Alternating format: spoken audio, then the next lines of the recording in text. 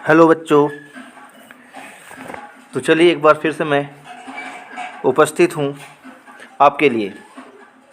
जितने भी BCom semester 1 के बच्चे हैं और उनका एडमिशन इसी वर्ष हुआ है और वो VBU से बिलोंग करते हैं, अर्थात विनोबा भावे यूनिवर्सिटी के नीचे किसी कॉलेजों में एडमिशन करवाए हैं, तो उन्हें सेमेस्टर 1 में फिनंशियल अकाउंटिंग पढ़ना होगा।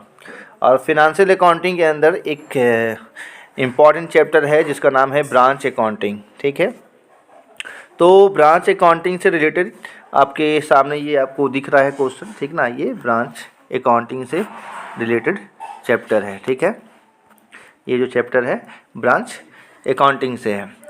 और जहाँ तक कॉन्सेप्ट बात है कि ब्रांच अकाउंटिंग कॉन्सेप्ट, इसका थ्योरी एक बताना होगा, तो ये सब अभी नहीं बताया जाएगा इसमें इस क्वेश्चन को सिर्फ सॉल्व करके दिखाया जाएगा। ठीक है, क्योंकि कई बच्चों का डिमांड था कि ये क्वेश्चन सॉल्व नहीं हो रहा है तो इसको सॉल्व करके दें। ठीक है, तो जिनको इनका इस चैप्टर का कॉन्सेप्ट समझना है ब्रांच अकाउंटिंग का, उसके लिए तो आपको कमेंट करना होगा और कांटेक्ट करके आप ऑफलाइन क्लास भी ले सकते हैं। तो देख ले क्वेश्चन क्या कर रहा है कि Mumbai traders limited send goods to its Chennai branch. Mumbai traders जो हेड ऑफिस है, जो गुड्स भेजता है ब्रांच के पास, उसे हेड ऑफिस कहते हैं। ठीक है, गुड्स क्यों भेज रहा है चेन्नई ब्रांच के पास? क्योंकि ये गुड्स चेन्नई ब्रांच बेचेगा कस्टमर को। ठीक है, जब भी कोई बिजनेसमैन, जब उसका बिजनेस का जो एरिया है बड़ा हो जाता है ना, तो वो कई शहरों में अपना ब्रांच खोलता है, क्योंकि हर जगह हेड ऑफिस खोलना ज़रूरी भी नहीं है और ना ही संभव है। ठीक है, तो यहाँ पर मुंबई ट्रेडर्स है जो कि चेन्नई में उसका गुड्स बिकता है, तो अपना गुड्स वहाँ अपने ब्रांच को भेज दिया है। और ब्रांच को जो गुड्स भेजा है वो कॉस्ट प्लस 25% पे भेजा है। इसका मतलब क्या होता है कि कॉस्ट जितना था उसमें प्लस 25% जोड़ के भेजा है। जनरली आपको पता है कि कॉस्ट हमेशा 100 होता है, कॉस्ट हमेशा 100 मानते हैं हम लोग, और 25% मतलब 25 रुपया जोड़ दिया, तो 125। कितना? 125 रुपया। एक वस्तु का 125 रुपया बताकर ब्रांच को बताया, हेड ऑफिस बताया ब्रांच को कि जो हम गुड्स भेजे हैं वो 125 रुपया लागत का है, लेकिन लागत 100 रुपया है, लेकिन ब्रांच को ऐसा बताया गया कि 125 रुपया वाला गुड्स है, आपको इससे प्लस करके बेचना है, इससे कम में नहीं बेचना है। ठीक है, तो यहाँ पर भेजने के साथ ही जो ब्रांच है, जैसे ही गुड्स भेजा वैसे ही यहाँ पर ये क्या कमा लिया? 25 रुपया प्रॉफिट कमा लिया। अब वहाँ ब्रांच जो है गुड्स को बेचेगा कस्टमर को, तो 125 से ऊपर करके ही बेचेगा, और वहाँ से भी हेड ऑफिस जो कि मुंबई ट्रेडर्स है वो अर्निंग करेगा। ठीक है, अब क्वेश्चन में करना क्या है? फ्रॉम द फॉलोइंग पार्टिकुलर लिखा हुआ है, from the following particular you are required to show necessary ledger account. ठीक है, in the books of head office. Head office के बुक में आपको जरूरी लेजर अकाउंट ओपन करना है। ठीक है, तो ये क्वेश्चन जो है, ये क्वेश्चन आपका स्टॉक एंड डेटर मेथड से रिलेटेड है, क्योंकि ब्रांच अकाउंटिंग यदि आपको सीखना है तो कई मेथड है ब्रांच अकाउंटिंग करने का। उसमें से एक मेथड है stock and debtor method. Stock and debtor method में बहुत सारा लेजर अकाउंट ओपन होता है, जैसे कि स्टॉक अकाउंट, जैसे कि डेटर अकाउंट, जैसे कि goods send to branch account, जैसे कि स्टॉक रिजर्व अकाउंट, जैसे कि ब्रांच एक्सपेंस अकाउंट, जैसे कि branch adjustment account, branch PL account, और भी ज़रूरी अकाउंट यहाँ पर ओपन होते हैं। लेकिन ज़रूरी यहाँ पर इसमें तो डेटर के संबंध में कहीं कोई इन्फॉर्मेशन है ही नहीं, इसमें आपका ब्रांच डेटर अकाउंट ओपन होगा भी नहीं। ठीक ना, यहाँ ओपन होगा ब्रांच स्टॉक अकाउंट, यहाँ ओपन होगा goods send to branch account, यहाँ ओपन होगा ब्रांच एक्सपेंसेस अकाउंट, यहाँ ओपन होगा लॉस इन ट्रांजिट अकाउंट जो कि दिया है क्वेश्चन में, देख लें। ठीक ना, यहाँ ओपन होगा पिलफ्रेज अकाउंट। ठीक है, यहाँ ओपन होगा स्टॉक रिजर्व अकाउंट, यहाँ ओपन होगा ब्रांच एडजस्टमेंट अकाउंट, इस क्वेश्चन में ओपन होगा लास्ट में वो है ब्रांच पीएल अकाउंट। मतलब इसमें टोटल 8 लेजर बनाना पड़ेगा। टोटल कितना लेजर बनाना होगा आपको? तो टोटल 8 लेजर बनाना पड़ेगा। ठीक है, तो चलिए अकाउंटिंग स्टार्ट करते हैं। तो देख रहे हैं यहाँ पर सॉल्व करके रखे हैं हम, ठीक है, आपके लिए, क्योंकि टाइम लग जाता है सॉल्व करने में, ठीक है। तो यहाँ पर किया हुआ है तो आपको समझा देते हैं। तो सबसे पहले हमें हेडिंग में क्या लिखे हुए हैं, इन the books of Mumbai traders. ये जो अकाउंटिंग कर रहा है कौन कर रहा है, मुंबई ट्रेडर्स कर रहा है। तो आपको मुंबई ट्रेडर्स बन के सोचना है। आप जब भी अकाउंटिंग करो, एक बहुत बढ़िया ट्रिक है ये कि आप वही बन जाओ। आप मुंबई ट्रेडर्स बन के सोचो, आप ही हैं मुंबई ट्रेडर्स, ठीक है। आप ही मुंबई में व्यापार कर रहे हैं, आपका जो ब्रांच है वो चेन्नई में है, ठीक है। तो आप अपना ब्रांच स्टॉक अकाउंट, जो आपका ब्रांच चेन्नई में है उसके लिए आप अपना ब्रांच स्टॉक अकाउंट बना रहे हैं। तो स्टॉक अकाउंट बना रहे हैं तो इसका रूल क्या है बनाने का, इसका प्रॉपर्टी क्या है, कॉन्सेप्ट क्या है, जो भी बोल लीजिए क्या है, ठीक ना। तो आपको फर्स्ट ईयर में सिखाया गया होगा कि स्टॉक जो है वो क्या है, स्टॉक एसेट्स है। स्टॉक क्या है, एसेट्स है। और एसेट्स का जो रूल है वो मॉडर्न रूल के अकॉर्डिंग क्या है, तो आप पढ़े होंगे और नहीं पढ़े तो नोट कर लीजिएगा कि एसेट्स जब इंक्रीज करता है, एसेट्स जब क्या करता है, इंक्रीज करता है, इंक्रीज मतलब बढ़ता है, तो उसको हमेशा डेबिट साइड दिखाओ। कहाँ दिखाओ, डेबिट साइड।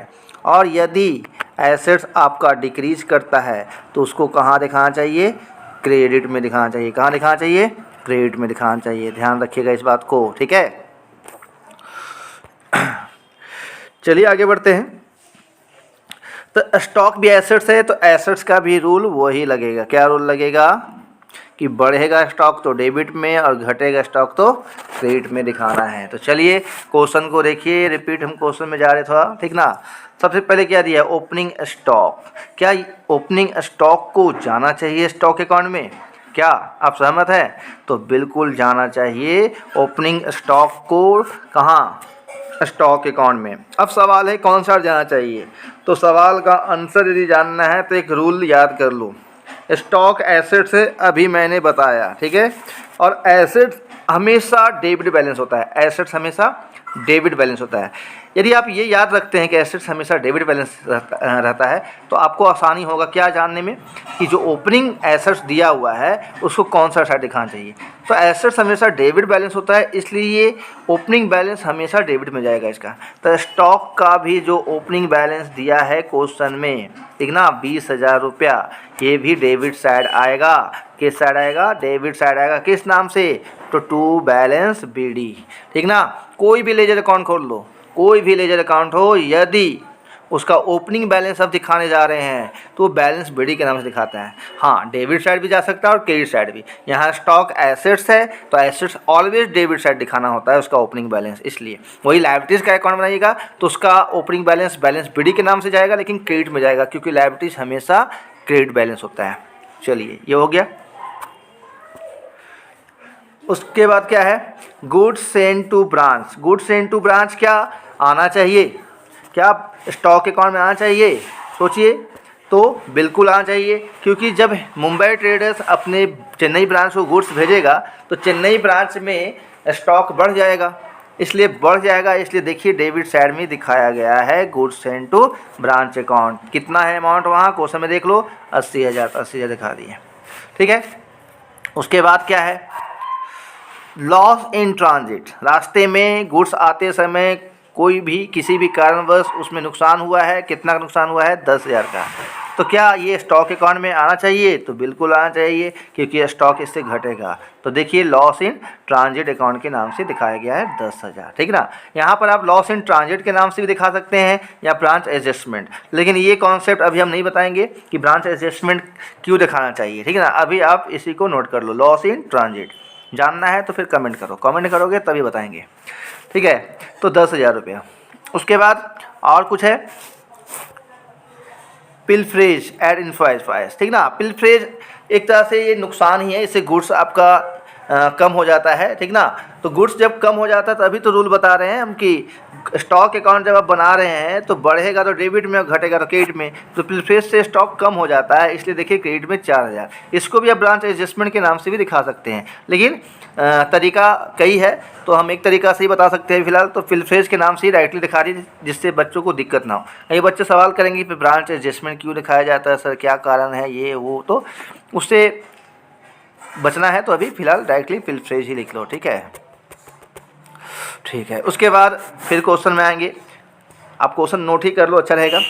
नॉर्मल लॉस, तो ये नॉर्मल लॉस किसका है? Through wastage at invoice price. ये गुड्स से, वेस्टेज जैसे बोला ये गुड्स से रिलेटेड ही है, और गुड्स से रिलेटेड है तो आपका स्टॉक अकाउंट में आएगा और ये स्टॉक को कम कर देगा। फिर से बोल रहा हूँ, रूल क्या है स्टॉक का, बढ़ेगा तो डेबिट में, घटेगा तो क्रेडिट में। क्यों? क्योंकि स्टॉक एसेट्स है और एसेट्स का यही रूल है, ठीक है।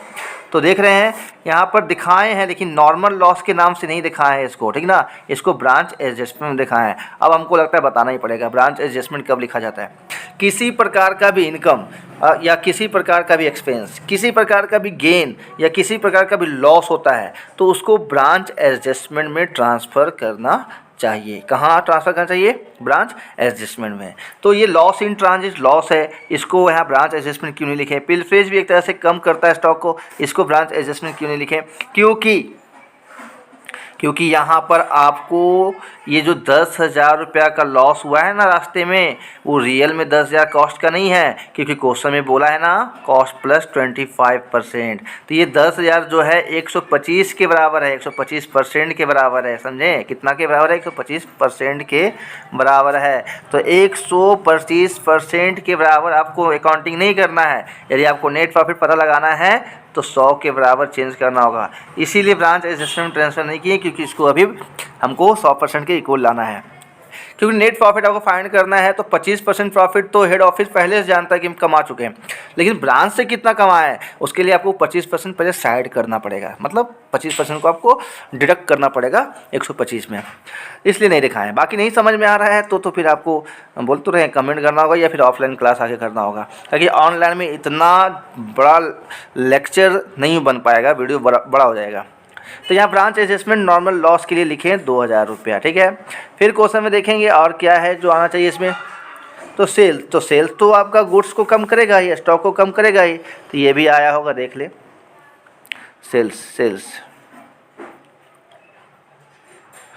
ओ सॉरी, सेल्स छूट गया है, ठीक है, कोई बात नहीं। सेल्स का अकाउंटिंग छोड़ दिया गया है इसमें।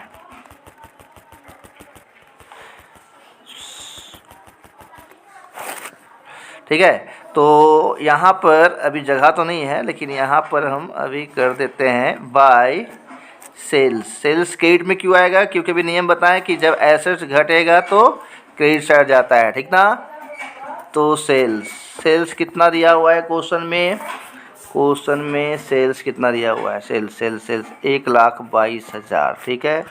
तो चलिए यहाँ लिख देते हैं 1,22,000, ठीक है, 1,22,000, ठीक है। उसके बाद और क्वेश्चन में क्या है? और क्वेश्चन में क्या है? क्वेश्चन में आइए, हाँ, क्वेश्चन में एक्सपेंस है, तो एक्सपेंस तो कहीं से भी गुड्स से रिलेटेड नहीं है, जो गुड्स से रिलेटेड है वही स्टॉक में आएगा। क्लोजिंग स्टॉक, चलिए, तो ओपनिंग स्टॉक आया तो क्लोजिंग भी आना चाहिए। तो क्लोजिंग स्टॉक कौन सा जाता है? तो बता दिए, ओपनिंग स्टॉक हमेशा बैलेंस बीडी के नाम से डेबिट में आता है, ठीक है। तो क्लोजिंग स्टॉक हमेशा क्रेडिट में आएगा, बैलेंस सीडी के नाम से 24,000 रुपया, ठीक है। चलिए, तो ये हो गया। उसके बाद ऐड किए, सबको ऐड किए, 10,000, 4,000, 2,000, 24,000, तो आया कितना? 1,62,000। इधर ऐड करेंगे तो कितना होगा? 80 और 20, इसको छोड़ के, ये तो बैलेंस गिरा हुआ, देखो यहाँ लिखा हुआ है बैलेंसिंग फिगर। अकाउंट बनाने का नियम जानते होंगे कि जिधर ज़्यादा टोटल है, जिसका टोटल सम ज़्यादा जिधर है उसको दोनों साइड, तो यहाँ क्रेडिट साइड में देख रहे हैं, यहाँ क्रेडिट होता है, पता है आप लोग को, इधर डेबिट होता है, ठीक ना। तो यहाँ पर 1,62,000 रुपया क्रेडिट में ज़्यादा है, तो दोनों साइड 1,62,000 लिखे, देख लो। 1,62,000 में कितना 1,00,000 गया तो कितना बचा? 62,000, ठीक है। तो इस 62,000 को किस नाम दिखाया जाता है? तो ये सरप्लस होता है। क्या होता है? सरप्लस। क्योंकि ओपनिंग स्टॉक और क्लोजिंग स्टॉक दिखाने के बाद भी बैलेंस गिर रहा है, तो डेबिट में जब बैलेंस गिरेगा तो सरप्लस, मतलब स्टॉक आपका बढ़ गया है। अब कहाँ से बढ़ गया ये पता नहीं, बस बढ़ गया, इसलिए सरप्लस, और इसको ट्रांसफ़र करते हैं ब्रांच एडजस्टमेंट अकाउंट। ये रूल है, ये प्रॉफिट है, ये ब्रांच एडजस्टमेंट में ट्रांसफ़र होगा। जैसा कि अभी हम बताएं कि ब्रांच एडजस्टमेंट में इनकम हो या गेन हो, एक्सपेंस हो या लॉस हो, सब जाता है, ठीक है। तो 62,000 यहाँ बैलेंसिंग फिगर है, ठीक ना। किताब मतलब क्वेश्चन में मत खोजने लगना कि 62,000 कहाँ पर है। चलिए नेक्स्ट आगे बढ़ते हैं हम लोग।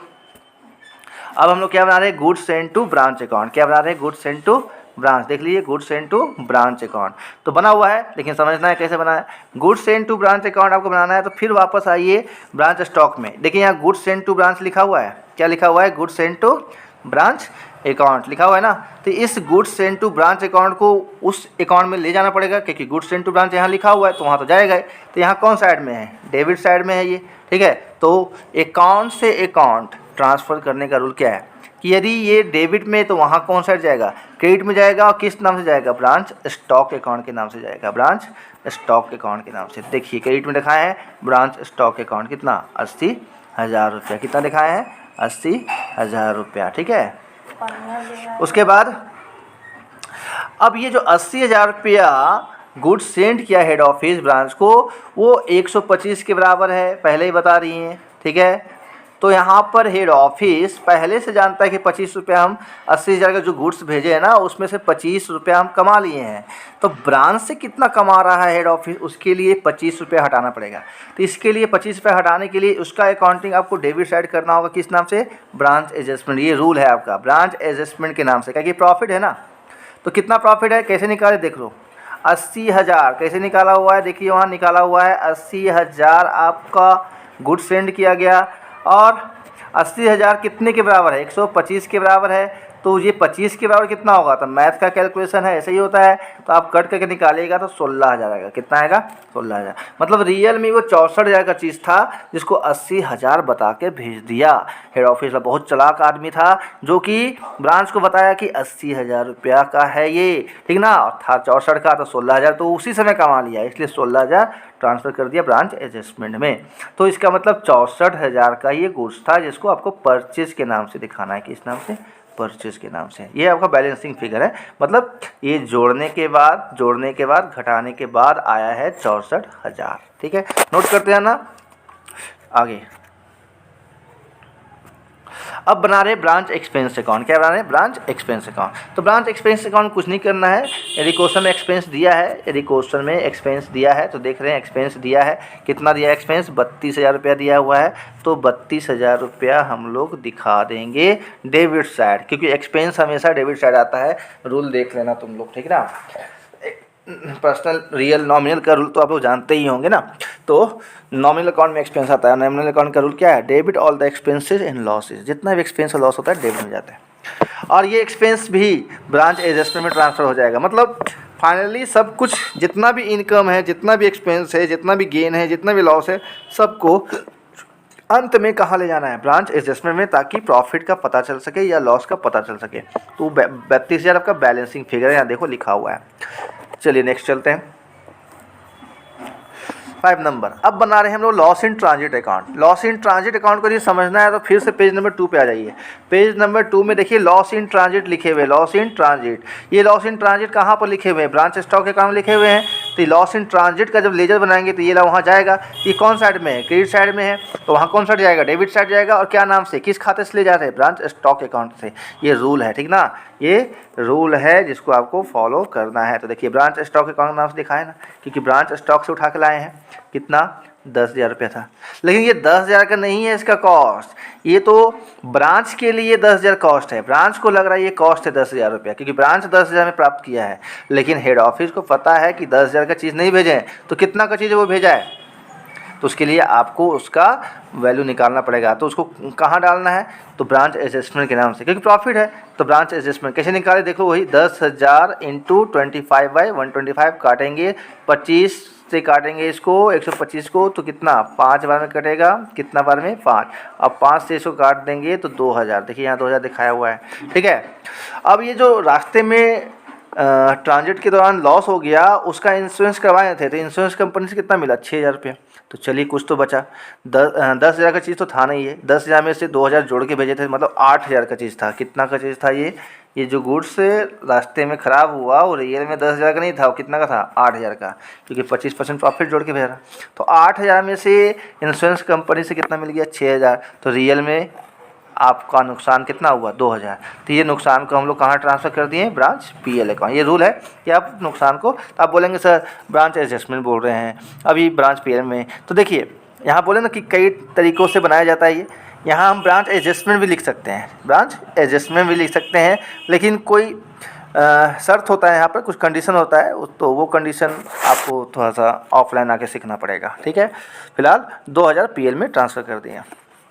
अब आगे बढ़ते हैं, हम लोग पेज नंबर 6 पे चलते हैं। अब हम लोग पिलफ्रेज अकाउंट बनाए, तो पिलफ्रेज अकाउंट हम लोग वहाँ दिखाए थे ना, कहाँ, ब्रांच स्टॉक में। देखिए ब्रांच स्टॉक में पिलफ्रेज दिखाए थे, तो ये क्रेडिट में है तो यहाँ डेबिट में आएगा, खुद के अकाउंट में कहाँ पे आएगा, ये डेबिट में आएगा, है ना। और कहाँ से लाएँ, ब्रांच स्टॉक से लाएँ, तो ब्रांच स्टॉक लिखा हुआ है, देखिए ब्रांच स्टॉक लिखा हुआ है, अमाउंट वही 4000। इसमें भी आपका 25% ऐड है ना, कॉस्ट प्लस 25%, तो ये आप ब्रांच एडजस्टमेंट ट्रांसफ़र कर दो इससे निकाल के, तो 25 बचे, वही कहानी फिर से 5 से 25 40, 800 आया ना, ठीक है। तो रियल में कितना का था, 3200 का चीज़ था, कितना का था, 3200 को, तो कहाँ ट्रांसफ़र कर दिए, पीएल अकाउंट में, ठीक है। ब्रांच एडजस्टमेंट और पीएल दोनों बनाएंगे यहाँ पे। उसके बाद stock reserve account. Stock reserve होता क्या है, तो देखिए जब भी हेड ऑफिस ब्रांच को गुड्स कॉस्ट प्लस प्रॉफिट पे भेजता है ना, तो ओपनिंग स्टॉक और क्लोजिंग स्टॉक का जो वो डिफरेंस, मतलब कॉस्ट और प्रॉफिट, कॉस्ट और इनवॉइस प्राइस के बीच जो डिफरेंस, जो प्रॉफिट होता है, उस प्रॉफिट को फाइंड करने के लिए यहाँ पर स्टॉक रिजर्व लिखा जाता है। ओपनिंग स्टॉक और क्लोजिंग स्टॉक में कितना प्रॉफिट शामिल है वो फाइंड करने के लिए उसका नाम क्या दिया जाता है, स्टॉक रिजर्व अकाउंट। तो वही किए हैं, ठीक है। तो इसका एक रूल है कि stock reserve account stock account से उल्टा चलता है, याद रखना। स्टॉक रिजर्व का रूल जो है स्टॉक अकाउंट से उल्टा चलता है। स्टॉक अकाउंट का ओपनिंग बैलेंस हमेशा डेबिट में जाता है, लेकिन स्टॉक रिजर्व का ओपनिंग बैलेंस क्रेडिट में जाता है, जो बैलेंस बड़ी के नाम से लिखा है 4000 रुपया। आप बोलेंगे 4000 कहाँ से आया, तो ओपनिंग स्टॉक कितना था, 20000 था, और इस 20000 में प्रॉफिट कितना शामिल है, 25%, 25/125 प्रत्येक जगह ये कर रहे हैं, ये रूल ही है। रूल है जब भी डिफरेंस वैल्यू फाइंड करना है, प्रॉफिट का वैल्यू फाइंड करना है, तो जो अमाउंट है into rate by 100 plus rate, तो रेट 25 बाई 100 प्लस 25 125 काटेंगे, 4000 आएगा, ठीक है। और क्लोजिंग बैलेंस भी दिया हुआ है, मतलब क्लोजिंग स्टॉक दिया है, तो क्लोजिंग स्टॉक कितना दिया था, 24000। 24000 का 25/125 निकाल कितना है, 4800, ठीक है। आइए दोनों को कहाँ ट्रांसफ़र करना है, ब्रांच एडजस्टमेंट में। देख लीजिए, ओपनिंग स्टॉक को ब्रांच एडजस्टमेंट में, क्लोजिंग स्टॉक को ब्रांच एडजस्टमेंट। इसमें बैलेंस नहीं गिरता है, इसमें दोनों साइड इक्वल हो जाता है, ठीक है। अब इसके बाद लास्ट हम लोग, लास्ट नहीं इसके बाद पीएल भी बनेगा, लेकिन ब्रांच एडजस्टमेंट ये सेकेंड लास्ट लेजर अकाउंट है, ब्रांच एडजस्टमेंट अकाउंट। तो ब्रांच एडजस्टमेंट अकाउंट में आपको खुद से कोई दिमाग नहीं लगाना है, इसमें जहाँ जहाँ ब्रांच एडजस्टमेंट लिखे सब ले आओ। तो सबसे पहले आते हैं स्टॉक अकाउंट में। स्टॉक अकाउंट में ब्रांच एडजस्टमेंट कहाँ कहाँ पर देख रहे हैं कि देखिए ब्रांच एडजस्टमेंट यहाँ डेबिट में है, कितना 62,000, और यहाँ ब्रांच एडजस्टमेंट क्रेडिट में है 2000। ये दोनों वहाँ पर आएगा, ये दोनों वहाँ आएगा, देख लो 2000 था वहाँ क्रेडिट में, ब्रांच स्टॉक अकाउंट में क्रेडिट में था ना, ठीक ना। नॉर्मल लॉस जो था 2000 आ गया, और डेबिट में भी था, ठीक ना। तो ब्रांच स्टॉक जो सरप्लस के नाम से था 62,000 आ गया। बस अकाउंट टू अकाउंट ट्रांसफ़र कर देना है। और रूल क्या है कि अपोजिट साइड जाता है, अपोजिट साइड। और नाम कौन सा, तो जिस खाते से ला रहे हैं वही नाम। तो ब्रांच स्टॉक से लाएँ तो देखो ब्रांच स्टॉक ही लिख रहे हैं ना, ठीक है। अब ब्रांच एक्सपेंस अकाउंट यहाँ लिखा हुआ है, कहाँ से आया, तो ब्रांच एक्सपेंस में जाइए, ब्रांच एक्सपेंस में जाइए, कहाँ जाइए, ब्रांच एक्सपेंस। देखिए ब्रांच एक्सपेंस यहाँ पर ब्रांच एडजस्टमेंट लिखा हुआ है ना, कौन साइड है, क्रेडिट साइड में। ब्रांच एडजस्टमेंट कौन साइड में है, क्रेडिट साइड में है, तो वहाँ कौन साइड जाएगा, डेबिट साइड जाएगा, ब्रांच एक्सपेंस के नाम से। किस नाम से, ब्रांच एक्सपेंस के नाम से। देखिए 32,000 दिखाए हैं, ठीक है, क्लियर है। उसके बाद लॉस इन ट्रांजिट लिखे हुए, ये लॉस इन ट्रांजिट कहाँ पर था, 2000, तो लॉस इन ट्रांजिट अकाउंट में आइए। तो लॉस इन ट्रांजिट अकाउंट किस में था, लॉस इन ट्रांजिट अकाउंट किस में था, पेज नंबर 5 में था। तो लॉस इन ट्रांजिट, देखिए लॉस इन ट्रांजिट में ब्रांच एडजस्टमेंट दिख रहा है आपको, थोड़ा रफ हो गया है लेकिन उतार लेना। ब्रांच एडजस्टमेंट क्रेडिट में है, कौन साइड में है, क्रेडिट साइड में दिया हुआ है, तो क्रेडिट साइड में, तो वहाँ कौन साइड जाएगा, डेबिट साइड जाएगा। कहाँ जाएगा, डेबिट साइड। कौन से अकाउंट से ला रहे हैं, लॉस इन ट्रांजिट। उसी तरह तुम पिलफ्रेज अकाउंट जाके देखो, पिलफ्रेज अकाउंट में क्रेडिट साइड में ब्रांच एडजस्टमेंट होगा 800 रुपया, ठीक है। अब ये 4800 कहाँ से आया, तो स्टॉक रिजर्व। तो कहाँ जाना है आपको, स्टॉक रिजर्व अकाउंट में जाना है। कहाँ जाना है, स्टॉक रिजर्व अकाउंट में आपको जाना है। तो देखिए स्टॉक रिजर्व अकाउंट में ब्रांच एडजस्टमेंट लिखा हुआ है 4800। ये कौन साइड है, क्रेडिट साइड है, तो यहाँ कौन साइड आएगा, डेबिट साइड में आएगा ना। तो देखिए यहाँ डेबिट साइड में दिखाया हुआ है, ठीक है। उसके बाद ये तो हो गया, ये स्टॉक रिजर्व, वही स्टॉक रिजर्व में जाओ, आपका डेबिट साइड में वहाँ पर ब्रांच एडजस्टमेंट लिखा होगा 4000, इसी का है क्रेडिट में आया 4000, ठीक है। उसके बाद गुड्स सेंड टू ब्रांच, तो आपको goods send to branch account में जाओ, वहाँ निश्चित में डेबिट साइड में बैलेंस गिरा होगा, इसलिए यहाँ पर क्रेडिट में आया 16000। इतना सब करने के बाद टोटल किए 82,000 क्रेडिट में, टोटल ज़्यादा है, डेबिट में टोटल कम है, इसलिए डेबिट में भी 82 ही लिखेंगे। और उसके बाद ये सब को जोड़ के घटा देंगे तो आएगा कितना 40,400, जिसको ग्रॉस प्रॉफिट लिखना है। क्या लिखना है? Gross profit. इसको ट्रांसफ़र करने वाले हम लोग पीएल अकाउंट में। तो चलते हैं पीएल अकाउंट में हम लोग। पीएल अकाउंट, तो पीएल अकाउंट में लॉस इन ट्रांजिट लिखा हुआ है, तो आपको फिर से लॉस इन ट्रांजिट अकाउंट में जाना होगा। कहाँ जाना होगा? लॉस इन ट्रांजिट अकाउंट में। लॉस इन ट्रांजिट पीएल लिखा है क्या? बिल्कुल लिखा है, पीएल अकाउंट लिखा हुआ है ना, 2000 रुपया। तो ये क्रेडिट में है, तो वहाँ कहाँ पे आएगा? तो ये डेबिट में आएगा, वही लॉस इन ट्रांजिट 2000। फिर फ्रेंच में भी देखना, क्रेडिट में आपका ब्रांच पीएल 3200 लिखा होगा, इसलिए यहाँ डेबिट में आया है। उसके बाद ये ब्रांच एडजस्टमेंट के नाम से ग्रॉस प्रॉफिट, अभी ब्रांच एडजस्टमेंट लोग बनाए हैं, पीछे देखेंगे, ठीक ना। ब्रांच एडजस्टमेंट यहाँ पर 40,400, ठीक ना। Gross profit transfer to PL account, तो ब्रांच एडजस्टमेंट है ना, तो यहाँ पर ट्रांसफर होकर आया है, ट्रांसफर करके ले आए 40,400। उसके बाद ऐड किए तो क्रेडिट में टोटल ज़्यादा है, तो 40,400, इधर भी 40,400, ये दोनों जोड़ के इसके साथ घटा देंगे तो आएगा 35,200। यही आपका नेट प्रॉफिट है, यही आपका नेट प्रॉफिट है। तो चलो बच्चों, ये कंप्लीट हो गया। और हमको पता है कि बहुत सारे बच्चों को समझ में नहीं आएगा ये, ठीक है, क्योंकि शुरू से कॉन्सेप्ट आपको क्लियर नहीं है ब्रांच अकाउंटिंग और नहीं आएगा। तो शुरू से इसका पढ़ाई ऑनलाइन करवाना थोड़ा मुश्किल है मेरे लिए, ठीक है, तो आपको ऑफलाइन ही करना पड़ेगा, ठीक है। Thank you. यदि आप जानते हैं, यदि इसका कॉन्सेप्ट जानते हैं तो कोई दिक्कत नहीं होगा समझने में, आप सीख गए होंगे, ठीक है। तो चलिए फिर से लास्ट में फिर से रिक्वेस्ट करूंगा कि चैनल को सब्सक्राइब कर दें। यदि आपको लगता है कि इस चैनल से आपको फ़ायदा मिल रहा है तो प्लीज़ सब्सक्राइब कर दें, ठीक है। तो चलिए, थैंक यू।